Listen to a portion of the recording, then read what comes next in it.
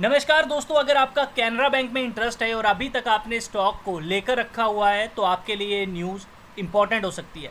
और इसी के साथ अगर आप इसे लेना चाहते हो तो भी ये न्यूज़ आपको लोगों के लिए इंपॉर्टेंट हो सकती है। तो ध्यान से इस वीडियो को देखना, क्योंकि यहाँ पर एक बहुत बड़ा एक इन्वेस्टमेंट देखने को मिला है कैनरा बैंक के अंदर। तो ध्यान से चीज़ों को समझिए। इस इन्वेस्टमेंट को देखते हुए हम कैसे इसका बेनिफिट ले सकते हैं, आइए डिटेल में हम लोग समझ लेते हैं। उसके पहले अगर आप पहली बार चैनल पे विजिट कर रहे हैं तो सब्सक्राइब करना बिल्कुल मत भूलिएगा। दोस्तों, इसके अंदर आप लोगों को बताना चाहूँगा 2,50,2760 शेयर की ट्रेड किया गया है और ये ब्लॉक ट्रेड हुआ है 122 रुपये 45 पैसे के करीब, यानी कि बाइंग की गई है।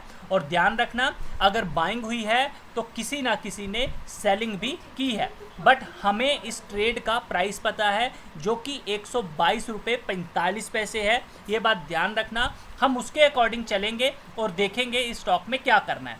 बट सबसे पहले हम फंडामेंटल समझेंगे ताकि हमें ये समझ में आ सके कि आखिर फंडामेंटल के अकॉर्डिंग अगर हम लोग गलत साबित हो जाते हैं तो उसके अकॉर्डिंग हमें क्या करना चाहिए, एग्जिट करना चाहिए या फिर वेट कर लेना चाहिए। तो आइए समझ लेते हैं फंडामेंटल को। तो दोस्तों, आपको बताना चाहूँगा कि कैनरा बैंक, अगर इसका फंडामेंटल हम देखने पे आए तो हमें साफ साफ एक चीज़ ज़रूर इसके अंदर देखने को मिलेगी। अगर आप इसका रेवेन्यू उठा के देखेंगे तो उसके अंदर आपको ये देखने को मिल जाएगा कि इसका रेवेन्यू बहुत अच्छे तरीके से इंक्रीज़ हो रहा है। नेट प्रॉफिट की बात करें तो वो भी साल दर साल बढ़ रहा है। इसी के अलावा अगर हम इसका कैश फ्लो देखते हैं तो कैश फ्लो भी हमें अच्छा खासा पॉजिटिव देखने को मिल रहा है, यानी कि कंपनी प्रॉफिट को कैश में कन्वर्ट कर पा रही है।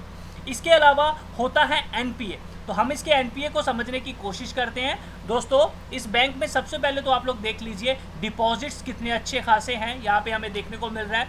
रिजर्व एंड सरप्लस बहुत अच्छा है, इंक्रीज होता जा रहा है, ये बहुत अच्छी बात है। इसी के अलावा ये कुछ बोरिंग है, ठीक है। तो हम चलते हैं मेन चीज़ जो कि ग्रॉस एनपीए होते हैं। इसी के साथ आप इन्वेस्टमेंट भी देख लीजिए, आपको शो हो गई यहाँ पे, इन्वेस्टमेंट भी बढ़ती जा रही है। चलिए, ग्रॉस एनपीए की रेशो 4.23 की है। ध्यान रखना, पहले ये 5.35 की थी। अगर ये और भी कम होती है हमारे लिए इन फ्यूचर बहुत अच्छा होगा, स्टेबल भी हो जाए तो भी बहुत अच्छा है। ग्रॉस एनपीए का मतलब ये होता है नॉन परफॉर्मिंग एसेट, जो पैसा चला गया है वापस आने के चांसेस बड़े कम है, ठीक है। तो ध्यान रखना, इसमें ये रेशो चल रही है, तो आने वाले समय में ये कम होगी तो और अच्छा है।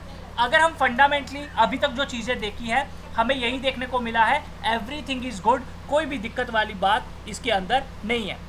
बट इसके अंदर एक चीज़ और इम्पॉर्टेंट होती है, वो होती है होल्डिंग पैटर्न।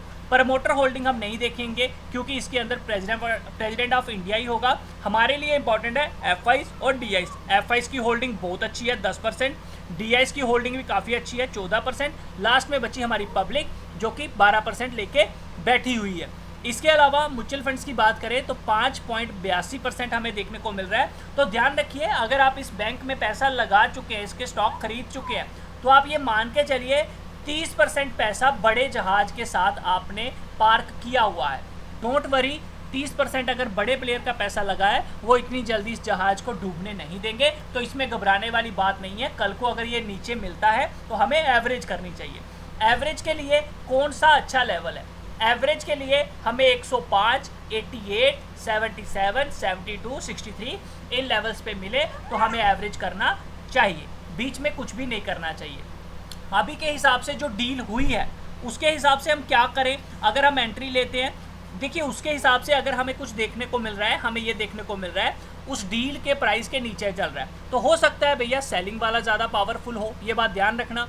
लेकिन अगर ये 122 रुपये 45 पैसे के ऊपर निकलता है तो ध्यान रखो, इसके अंदर एक लेवल एक्टिवेट हो जाएगा 121 वाला, ये दोबारा ऊपर जाने के लिए तैयार हो जाएगा। प्लस ये ट्रेंड लाइन आप देख रहे हो, ये भी ब्रेकआउट हो जाएगा।